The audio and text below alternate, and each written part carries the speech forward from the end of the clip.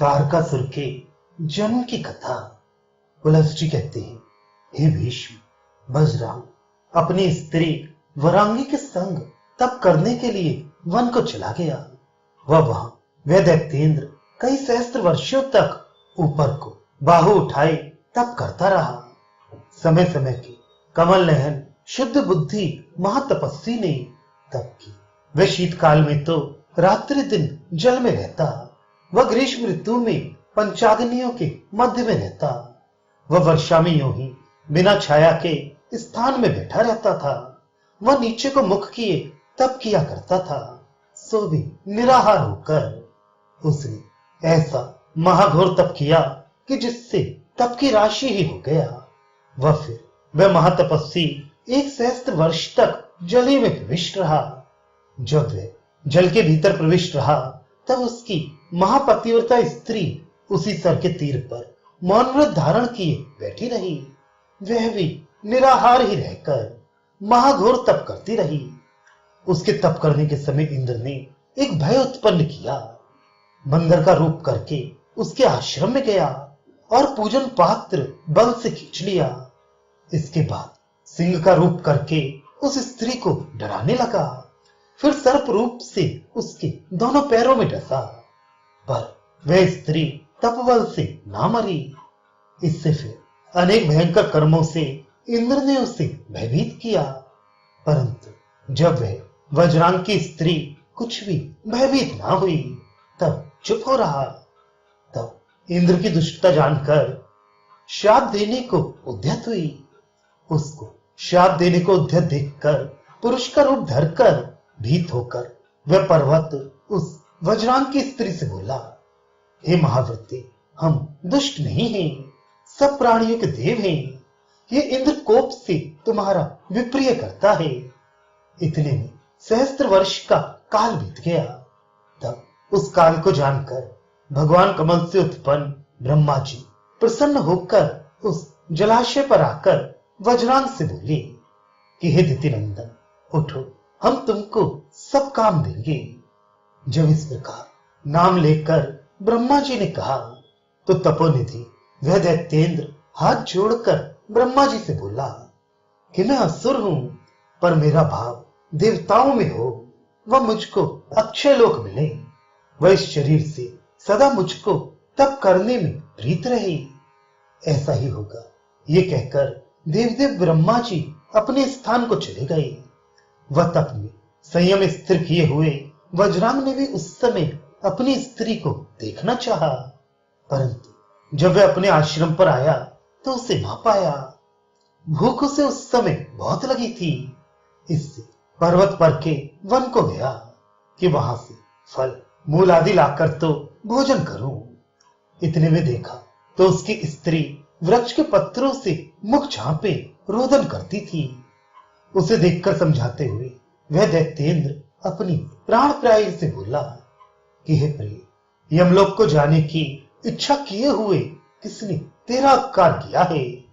हे मानवी, अथवा अन्य किसी कार्य के लिए रुदन करती है, तो कह, कौन तेरा मनोरथ पूरा करूं? यह सुनकर वरांगे बोली कि दुष्ट देवराज ने प्रथम तो मुझको काम के वशीभूत करना चाहा, फिर अन्य नाना प्रकार के उपायों से पीड़ित किया, वह भयभीत किया। इंद्र ने बिन पति की ऐसी स्त्री जानकर भय दिया। इससे इस दुख का पार ना देखकर मैं प्राण त्याग करने पर आरूढ़ हूं। इससे अब उस दुख महासागर से तारने के लिए मुझको एक पुत्र दो। जब उसने ऐसा कहा तो दैत्येंद्र कोप से व्याकुल नेत्र होकर कहने लगा कि इस दुष्ट पर्वत ने भी इंद्र ही का उपकार किया, जो सुंदर रूप धारण करके तुझे श्राप देने से रोका। इंद्र का प्रतिकार करने में समर्थ था। इतना कहकर वह महासुर फिर महाउग्र तप करने पर उद्यत हुआ। तब ब्रह्मा जी ने जाना कि फिर क्रूरतर घोर तप करना चाहता है। इससे जहां वह दैत्य तप करने को उद्यत हुआ था, वहां पितामह जी शीघ्र आ गए। वह बोले कि हे पुत्र, तुम फिर किस लिए नियम करने को उद्यत हुए हो? हे पुत्र, वह तुम्हारा वांछित हम फिर देंगे। कहो तो क्या चाहते हो? वज्रांग बोला कि जब मैं आपसे वर पाकर तप से उठा तो मैंने अपनी स्त्री को दुखित देखा। इंद्र से भय पाकर पुत्र की इच्छा करते हुए हमसे बोली, इससे अब आपसे मैं उस दुख से तारक पुत्र चाहता हूं। यदि आप मेरे अंदर संतुष्ट हैं तो ऐसा पुत्र दें। ब्रह्मा जी बोले कि हे वत्स, तुमको अब तप करने से कुछ काम नहीं है। दुस्तर मार्ग पर ना चलो। तार नाम महाबली पुत्र तुम्हारे होगा, जो कि देवताओं की स्त्रियों को उनके पतियों से बहुत दिनों तक छुड़ा देगा। जब दैत्यनाथ से ब्रह्मा जी ने ऐसा कहा तो वह उनको प्रणाम करके जाकर तप करने से वह इंद्र के कुवाच्यों से कष्टित अपनी स्त्री को आनंदित करने लगा। वह दोनों स्त्री पुरुष कृतार्थ होकर अपने आश्रम को चले गए। वह अपनी स्त्री के गर्भ में जाकर उसने वीर स्थापन किया। वह सहस्त्र वर्ष पर्यंत गर्भ को धारण किए रही। वह फिर सहस्त्र वर्ष के पीछे उस वरांगी ने पुत्र उत्पन्न किया। जैसे ही वह भयंकर दैत्य उत्पन्न हुआ कि सब पृथ्वी चलायमान हो गई। वह सब समुद्र खलखलाने लगे, पर्वत सब चलायमान हुए, भयानक पवन चलने लगी। मुनि लोग इस उत्पात से शंकित होकर जपने के योग्य मंत्रों को जपने लगे। वह व्याध लोग आनंद से नाद करने लगे। सूर्य व चंद्रमा की कांति जाती रही। सब दिशाएं अंधकार से आच्छादित हो गई। जब वह महाअसुर उत्पन्न हुआ तो सब महाअसुर व असुरों की स्त्रियां हर्षित होकर वहां आए व आई। वह हर्ष से युक्त होकर बुलाकर अप्सराएं वहां नचाई गई। हे महामुनि, जब दानवों को बड़ा भारी उत्सव हुआ तब इंद्रादि देव सबके सब मन में बहुत दुखित हुए। वरांगी पुत्र को देखकर हर्ष से पूरित हो गई। वह वज्रांग भी उस वरांगी करके पैदा किया पुत्र जान के बहुत खुश हुआ। वह जो छोटा ही था कि सब दैत्यों ने उग्र विक्रमी तारकासुर को अपना राजा बनाया। गयासुर, हयग्रीव, महिषासुर आदि ने भी कह दिया कि सब हम दैत्यों का राजा तारकासुर है। ये सब दैत्य पृथ्वी के भी तोल सकते थे, परंतु सबों ने तारकासुर को ही महाराजाधिराज बनाया। हे नरसत्तम, जब तारकासुर राज सिंहासन पर आरूढ़ हुआ तो वह दानव शेष युक्ति से युक्त ये वचन बोला कि हे महाबली दैत्य लोगों, हमारा वचन सुनो। देवगण सदा हम लोगों के वंश का नाश किया करते हैं। इससे भी हमारी जाति का यही धर्म है कि उनके वंश का नाश जैसे हो करते रहें, क्योंकि हमारा उनका वैर स्वाभाविक चला आता है। इससे अब हम लोग देवताओं को दंड देने की इच्छा से तप करेंगे, सो अन्य किसी के भरोसे पर नहीं कहते। अपने ही बाहुओं के बल पर ऐसा करेंगे, इसमें अंतर ना पड़ेगा। यह सुनकर सम्मत से पारयात्र पर्वत पर गए। वहां निराहार होकर जलपत्र खाकर पंचाग्नि तापने लगे। इसी तरह 100 वर्ष इस रीत से तपस्या करते हुए देह दुर्बल हो गई। वे लोग मानो तप की राशि हो गए। तब ब्रह्मा जी ने आकर उस दैत्येंद्र से कहा कि हे सूरत, तुम हमसे वरदान मांगो। ये सुनकर उसने कहा कि किसी जीवधारी से हमारी मृत्यु ना हो। तब तो ब्रह्मा जी ने कहा कि देहधारियों को मरना जरूर है, इससे मौत को भी मांग जिससे निर्भय हो जा। तब उसने 7 दिन के पैदा हुए बालक से मृत्यु मांगी। तब ब्रह्मा जी ने कहा, बहुत अच्छा, वर दिया। यह कहकर ब्रह्मा जी तो चले गए। वह दैत्य अपने घर में आकर मंत्रियों से कहने लगा कि जल्दी हमारी सेना तैयार करो। जो तुम लोगों को हमारा प्रिय करना अंगीकार हो तो देवताओं को दंड दो। बस इसी में हमारी अतुल प्रीत होगी। तारकासुर का ऐसा वचन सुनकर उसका सेनापति गिरसन नाम दानव तुरंत उपस्थित हुआ। वह उसने वैसा ही किया। सब कहीं तुरही बजवाकर दैत्यों को बुलवाया। वह भयंकर रूप दैत्य सिंह की सेना को तैयार किया। उन सबके अग्रगामी 10 सरदार हुए। जम, कुजम्ब, महिष, कुंजर, मेघ, कालनेमी, निमि, मंथन, जम्भक, शुंभ और सैकड़ों वीर पृथ्वी को तोल सकते हैं। हजारों गणों से भूषित व सुंदर पहियों से युक्त उत्तम कुब्बेदार 16 कोस का लंबा चौड़ा व्याघ्र सिंह खरों से नद्ध तारकासुर का रथ था। वह गिरसन, जम्भक व जम्ब, कुंभी व मेघ इन सबके रथों में हाथी जुटे हुए थे। कालनेमी के रथ में कुशवाण नंद था। वह 4 दांतों वाला पर्वताकार निमि का हस्ती था। वह मंथन नाम दैत्य बड़े भारी घोड़े में सवार था।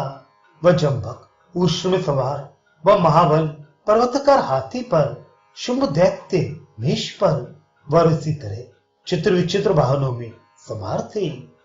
वह प्रचंड सुंदर कवच, बख्तर, कुंडल, पगड़ी सब धारण किए हुए थे। वह दैत्येंद्र की सेना बड़ी भयानक हुई। मतवाले वह चंचल हाथी घोड़ों से युक्त, वह रथों से वह बहुत से पैदलों से युक्त ये चतुरांगड़ी सेना बड़े धूमधाम से देवताओं से लड़ने को चली। इस अनंतर में वायु देवता को असुरों ने अपने यहां बुलाया था। वे दानवों की सेना को देखकर फिर इंद्र से कहने को गए। वह महात्मा इंद्र जी की सभा में जाकर देवताओं के मध्य विराजमान इंद्र से इस उपस्थित कार्य को उन्होंने कहा। सो सुनकर इंद्र नेत्र मूंद कर को सोचकर अपने गुरु बृहस्पति जी से हाथ जोड़कर बोले कि भगवान, दानवों के साथ देवताओं का ये बड़ा भारी घोर युद्ध आन पड़ा है। इस विषय में क्या करना है वह कहो, क्योंकि आप सब उपाय जानने में विचक्षण हैं। महेंद्र का इतना वचन सुनकर बृहस्पति उदार बुद्धि ये विचार के बोले कि हमने चतुरांगणी सेना के निपात के विषय में जो राजनीति सुन रखी है वह यह है कि हे श्रेष्ठ, तुम भी सेना तैयार करो, वह दैत्यों की सेना को जीतो। बस साम, दाम, भेद, दंड ये 4 अंग हैं। लोभ साम से, एक धर्मी भेद से वह मारने वाले दान से मांगते हैं। एक दंड ही उपाय है। आप लोगों को रुचे तो वही करो। जब बृहस्पति जी ने ऐसा कहा तो इंद्र जी ने कहा कि बहुत अच्छा, ऐसा ही किया जाए। वह कर्तव्य का विचारांश करके सभा में कहा कि देवताओं, सावधान होकर हमारे वाक्य को सुनो। आप सब लोग यज्ञ के भोक्ता हैं। वह परिवार सहित दिव्यात्मा हैं। वह अपने स्थान पर टिके हुए नित्य जगत के पालन में रत रहते हैं। परंतु अब सैन्य इकट्ठा करके युद्ध करने का उद्योग करो। अपने अपने शस्त्र अस्त्रों को बुलाओ। वह शस्त्र देवताओं की पूजा करो। वह यमराज को सेनापति करके जल्दी वाहन और विमानों को तैयार करो।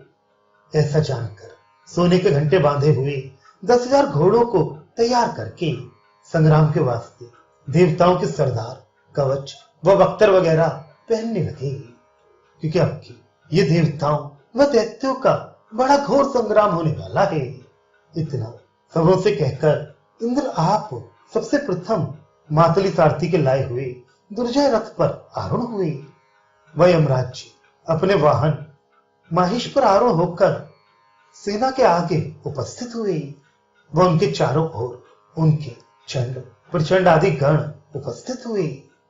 वह प्रलय काल के ज्वालाओं से युक्त होकर छाक अपने वाहन पर आरूढ़ होकर अग्निदेव आकाश में आकर उपस्थित हुई।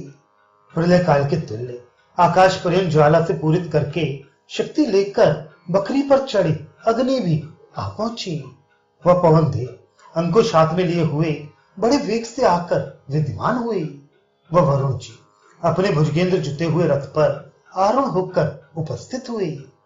वह नरयुक्त रथ पर आरूढ़ यक्ष व राक्षसों के स्वामी तीक्ष्ण तलवार लिए आकाश मार्ग होकर समर में कुबेर जी आए। एक इनके दूसरे रथ में सिंह जुटे थे। उस पर गदा धारण किए कुबेर जी की दूसरी मूर्ति आरूढ़ थी। चंद्रमा, सूर्य व अश्विनी कुमार ये भी आकर युद्ध करने को चतुरांगणी सेना लेकर उद्यत हुए। ये देवराज की सेना तीनों लोकों में दुर्जय युद्ध करने को उद्यत हुई।